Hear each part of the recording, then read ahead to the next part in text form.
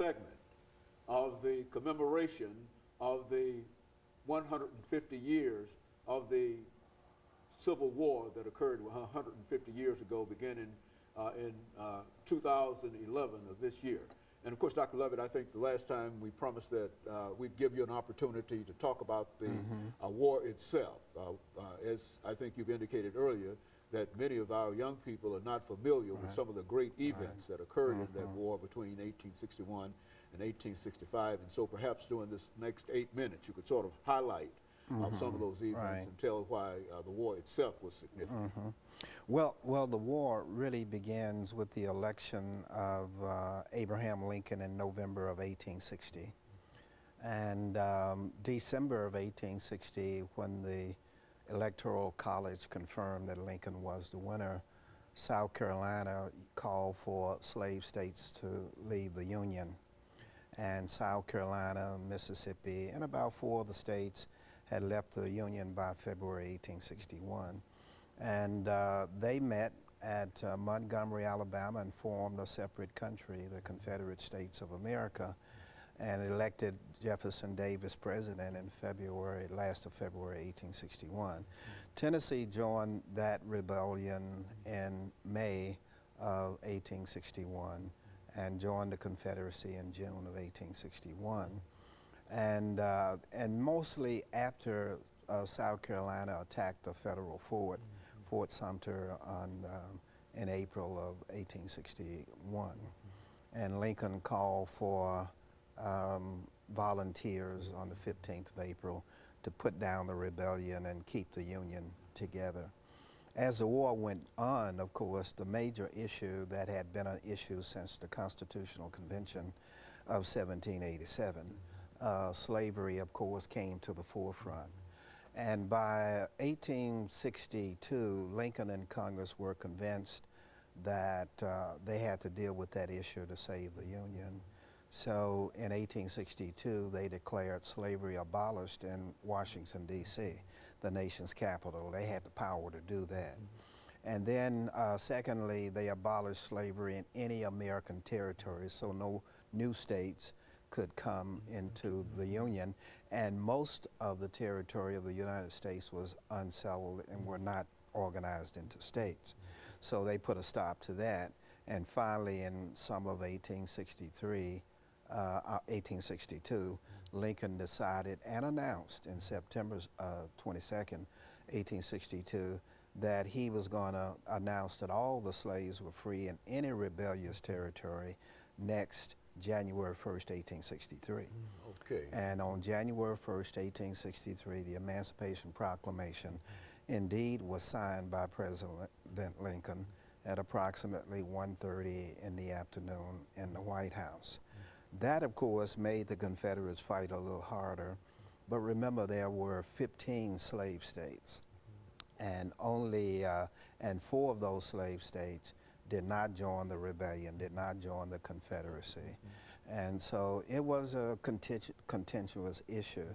Lincoln exempted those states from the Emancipation Proclamation, and he also exempted Tennessee and parts of Louisiana because they had been captured by the Union Army, and so all those territories that were under Union control, they were exempted.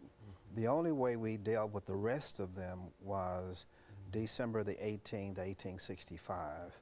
The 13th Amendment to the Constitution was finally approved by 3/5 of all the states, except 4 states that refused to ratify it, including the state of Mississippi, which finally ratified it, believe it or not, the 13th Amendment that abolished slavery.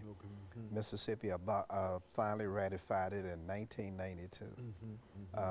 That long. A few years after a few years, more than a few years. They held out. Mississippi was, they held out until 1992. Nevertheless. Well, they had the president, Jefferson Davis, and during the war. Well, Mississippi played its role as a neo-Confederate state right up until the end of the 20th century. But the war, of course, did 2 or 3 things. One, as Andrew Johnson of Tennessee, who succeeded Lincoln as president, said, it freed whites in the South as much as it freed blacks. Explain that. A lot of folks can't seem to understand that. Well, what Johnson was really saying is, when the war started, 1 million Southerners out of 8 million were very, very poor. They didn't own any land. They had few possessions. They had no slaves, of course.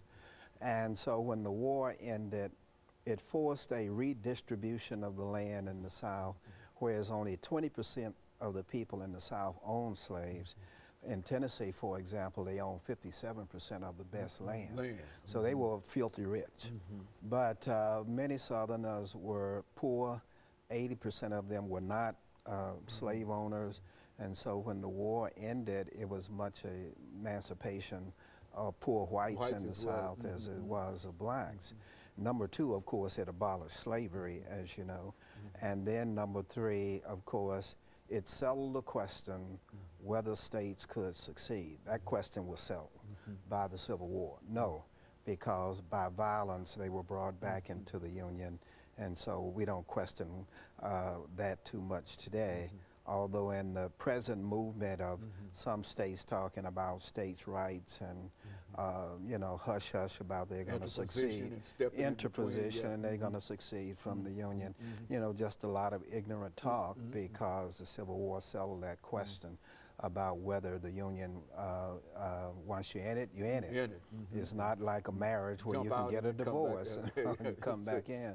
So it did those three major things. It settled the question about secession and the Union. Number two, it abolished slavery.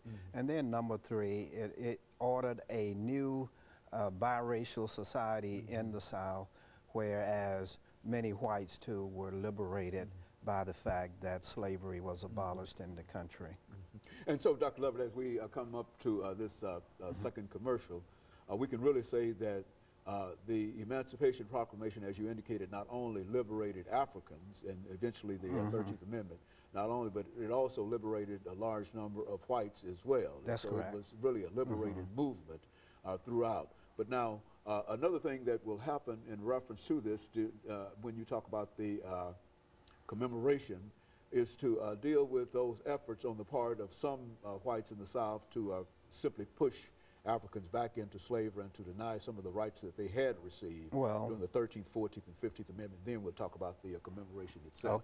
Okay? And of course, we'll be back with our audience following this very, very short commercial break.